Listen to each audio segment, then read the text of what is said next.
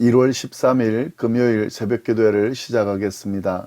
사도신경을 고백하시고 찬송가 455장을 부르신 후에 하나님의 말씀을 함께 나누겠습니다. 오늘 하나님께서 저희에게 주신 말씀은 빌립보서 2장 1절부터 11절까지의 말씀입니다. 그러므로 그리스도 안에 무슨 권면이나 사랑의 무슨 위로나 성령의 무슨 교제나 긍휼이나 자비가 있거든 마음을 같이하여 같은 사랑을 가지고 뜻을 합하여 한 마음을 품어 아무 일에든지 다툼이나 허영으로 하지 말고 오직 겸손한 마음으로 각각 자기보다 남을 낮게 여기고 각각 자기 일을 돌볼 뿐더러 또한 각각 다른 사람들의 일을 돌보아 나의 기쁨을 충만하게 하라. 너희 안에 이 마음을 품으라. 곧 그리스도 예수의 마음이니 그는 근본 하나님의 본체시나 하나님과 동등됨을 취할 것으로 여기지 아니하시고 오히려 자기를 비워 종의 형체를 가지사 사람들과 같이 되셨고 사람의 모양으로 나타나사 자기를 낮추시고 죽기까지 복종하셨으니 곧 십자가에 죽으심이라. 이러므로 하나님이 그를 지극히 높여 모든 이름 위에 뛰어난 이름을 주사 하늘에 있는 자들과 땅에 있는 자들과 땅 아래에 있는 자들로 모든 무릎을 예수의 이름에 꿇게 하시고 모든 입으로 예수 그리스도를 주라 시인하여 하나님 아버지께 영광을 돌리게 하셨느니라. 아멘. 오늘 2장 말씀을 보겠습니다. 11절까지 볼 텐데 1절 말씀을 보시면 그러므로라고 시작을 합니다. 이 접속사는 앞의 내용을 뒤의 내용과 연결하는 역할을 하는데요. 앞의 내용에 대한 결론이 그러므로 다음에 이어집니다. 자, 그러면 앞의 내용이 무엇인지를 봐야 되는데 앞의 내용은 저희가 어제 나눈 내용이죠. 바울이 빌립보 교회 성도들에게 자신과 같이 복음에 합당한 생활을 하라고 권면한 내용입니다. 그러면서 복음에 합당한 생활이 무엇인지를 구체적으로 언급했는데 교회 안에서 한 마음으로 굳게 서서 대적들을 두려워하지 말고 한 뜻으로 복음의 신앙을 위해 서로 협력하라고 권면한 그 내용을 말합니다. 자, 그렇다면 그러므로 다음에 이 내용 다음에 이어지는 내용이 뭔가? 그것은 하나됨에 대한 내용입니다. 1절 말씀이 이제 그 내용이죠. 그러므로 그리스도 안에 무슨 권면이나 사랑의 무슨 위로나 성령의 무슨 교제나 긍휼이나 자비가 있거든. 무엇이 있다면에 해당되는 네 가지의 조건문이 제시가 되고 있죠. 그리스도 안에서 경험한 위안이 있다면, 그리스도의 사랑이 주는 위로가 있다면, 성령 안에서의 교제가 있다면, 긍휼과 자비가 있다면, 이 네 가지의 조건문이 나오는데 이건 뭘 의미합니까? 그리스도인으로서 경험하게 되는 것들을 의미합니다. 그리스도인으로서 경험하게 되는 이 네 가지가 있다면 그러면 어떻게 해야 되는지 이야기를 하는 거죠. 2절 말씀이 그 내용이죠. 마음을 같이하여 같은 사랑을 가지고 뜻을 합하여 한 마음을 품으라. 너가 만약 그리스도인이라면 앞에 말한 그 조건, 네 가지 조건을 경험한 그리스도인이라면 어떻게 하라는 거예요? 한 마음을 품으라는 거죠. 같은 사랑을 가지라는 거죠. 같은 뜻을 가지라는 거죠. 한마디로 하나 되라는 말입니다. 서로 사랑하며 조화를 이루어 한 목표를 나아가라고 말하는 거죠. 너가 그리스도인이라면 하나가 돼야 된다. 한 마음을 가져야 된다. 같은 사랑을 가져야 된다. 같은 뜻을 가져야 된다. 라고 이야기하고 있는 거죠. 그리스도인으로서 하지 말아야 될 것도 언급하고 있습니다. 3절 말씀 보시면 아무 일에든지 다툼이나 허영으로 하지 말아라. 다툼이나 허영으로 하지 말라는 거예요. 자기만 생각하는 이기적인 욕망을 가지고 다투지 말라는 거예요. 다른 사람을 넘어뜨리고 올라서려는 경쟁적인 마음을 가지고 다툼이나 허영심을 가지고 하지 말라 하는 그런 의미가 되는 거죠. 그러면서 바울은 이런 마음을 버리고 겸손한 모습으로 자기보다 남을 낮게 여기라고 가르칩니다. 3절 하반절 말씀이죠. 오직 겸손한 마음으로 각각 자기보다 남을 낮게 여기고 각각 자기 일을 돌볼 뿐더러 또한 각각 다른 사람들의 일을 돌보아 나의 기쁨을 충만하게 하라. 자기보다 남을 낮게 여기는 겸손한 모습을 강조하고 있습니다. 그러한 겸손한 마음으로 자기 일뿐만 아니라 다른 사람의 일도 돌아보라고 권면하고 있는 거죠. 바울은 이렇게 권면하면서 그러한 겸손한 모습으로 복음에 합당한 삶을 살아가는 것이 자신에게 큰 기쁨이 된다고 표현하면서 그것을 강조하고 있습니다. 이 편지를 받는 빌립보 교회 성도들이 한 마음을 품었으면 좋겠다는 거죠. 같은 사랑, 같은 뜻을 가지고 살았으면 좋겠다는 거죠. 다툼이나 허용으로 하지 말라는 거죠. 자신보다 남을 더 낮게 여기면서 자기 일도 돌아보지만 다른 사람의 일도 돌아보면서 그렇게 하나 되기를, 복음에 합당한 삶을 살아가기를 원하고 있는 거죠. 그것이 자신에게 큰 기쁨이 된다는 마음을 전달하고 있는 겁니다.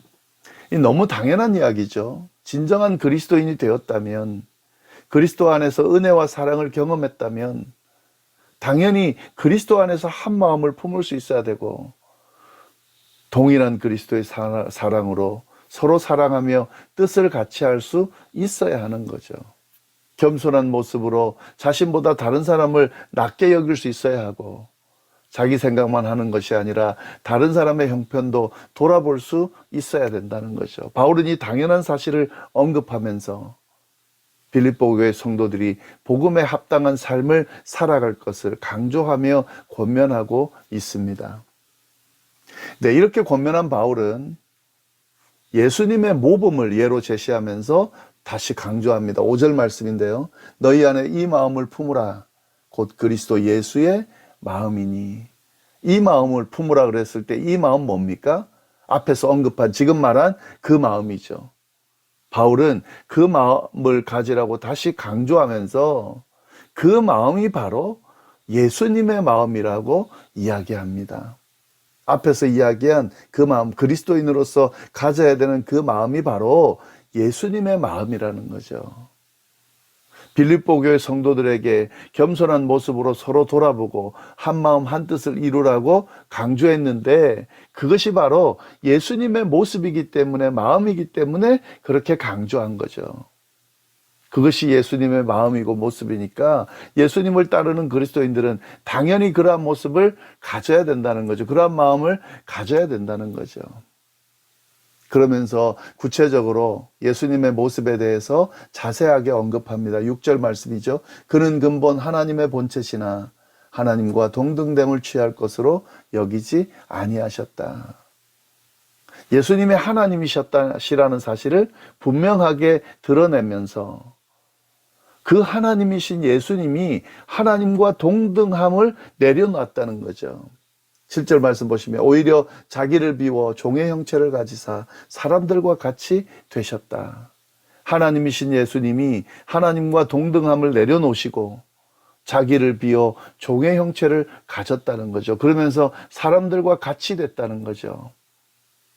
이것은 낮아짐을 의미하고 겸손함을 의미합니다. 이 모습이 바로, 이 낮아지고 겸손한 모습이 바로 예수님의 모습이라는 거죠. 왜 예수님은 이렇게 낮아지고 겸손한 모습을 보이셨는가? 8절 말씀에 그 이유도 이야기합니다. 사람의 모양으로 나타나사 자기를 낮추시고 죽기까지 복종하셨으니 곧 십자가에 죽으심이라. 사람의 모양으로 이 세상에 오시고 십자가의 죽음을 맞이하셨습니다. 그 이유는 하나님의 뜻에 복종하기 위해서입니다. 죄로 인해 타락한 인간과 그로 인해 멸망받을 수밖에 없는 인류를 구원하려는 하나님의 그 뜻, 그러기 위해서 당신 자신을 희생해야만 하는 하나님의 그 뜻을 이루기 위해 예수님은 신의 자리에서 내려와 인간의 몸을 입으셨던 겁니다. 이것이 바로 예수님의 마음이고 겸손한 모습입니다. 이 예수님의 마음을 그리스도인 우리도 가지고 따를 수 있어야 된다 하는 거죠. 그런데 하나님께서는 그렇게 낮아진 예수님을 그냥 두지 않으시고 높여주셨습니다. 그 이야기를 지금 계속해서 합니다. 9절, 이러므로 하나님이 그를 지극히 높여 모든 이름 위에 뛰어난 이름을 주사. 하나님은 자신을 비우고 세상 가장 낮은 곳에 임하신 예수님을 그냥 두지 않으셨습니다.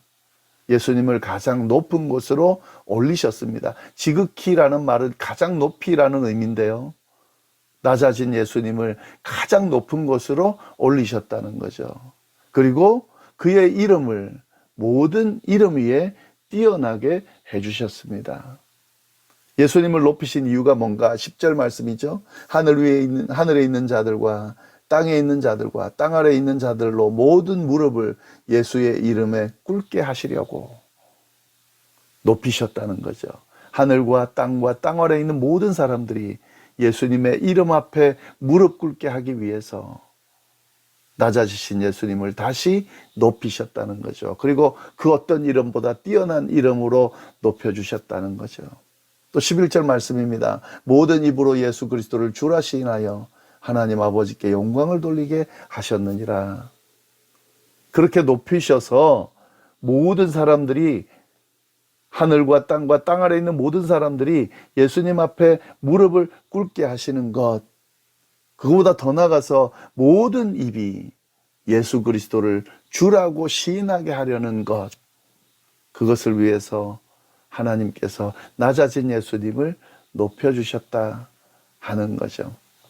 바울은 지금 이 내용을 이야기하면서 어떤 내용입니까? 가장 낮은 곳에 이르시기까지 겸손을 보이신 그 예수님을 가장 높은 곳에 올리시고 하늘과 땅의 모든 존재로부터 주라 인정을 받으시고 모든 영광을 하나님께 돌리신 그 모습을 설명하면서 빌립보 교회 성도들이 그렇게 살아가기를, 그 예수님을 본받고 살아가기를 바라면서 이 교훈을 하고 있는 거죠. 겸손한 예수님을 따라 한마음 한뜻으로 서로 섬기며 주어진 사명을 잘 감당할 수 있기를 권면하는 거죠. 그렇게 할 때 분명히 하나님께서 그들을 높이시고 존귀하게 하실 것이라고 교훈하고 있는 겁니다. 이 말씀은 예전에 초대교회 성도들에게만 적용되는 것이 아니라 오늘 우리 그리스도인들에게도 동일하게 적용되는 말씀입니다. 하나님은 이 빌립보 말씀을 통해 오늘 우리에게 예수 그리스도의 그 겸손한 모습을 본받고 살아가라고, 겸손한 모습으로 그리스도인답게 서로 한 마음을 가지고 한 뜻으로 서로 돌아보고 섬기며 맡겨진 사명을 잘 감당하라고 그렇게 우리에게 가르치고 있습니다. 기억하시고 이 말씀을 우리 삶 속에 잘 드러낼 수 있기를 바랍니다. 기도하겠습니다. 하나님 아버지 감사합니다. 귀한 말씀으로 또 저희를 깨닫게 하시고 이 말씀 붙들고 하루를 살 수 있게 하시니 감사합니다. 특별히 예수님의 그 겸손한 모습을, 겸손한 마음을 본받으라고 하신 이 말씀을 우리에게 주셨는데 하나님 이 말씀을 아멘으로 받고 우리도 주님의 말씀, 주님의 모습을 따르는 그런 삶을 살아갈 수 있도록 인도하여 주옵소서. 그리스도인답게 겸손한 모습으로 남들을 더 낮게 여기고 남들을 돌아보는 그런 마음으로 또 그리스도 안에서 한 마음 한 뜻으로 한 공동체를 이루고 하나님의 뜻을 잘 드러내고 세우는 우리의 삶이, 우리의 교회가 될 수 있도록 주여 인도하여 주옵소서. 감사드리며 모든 말씀을 살아계신 예수님의 이름으로 기도드립니다. 아멘.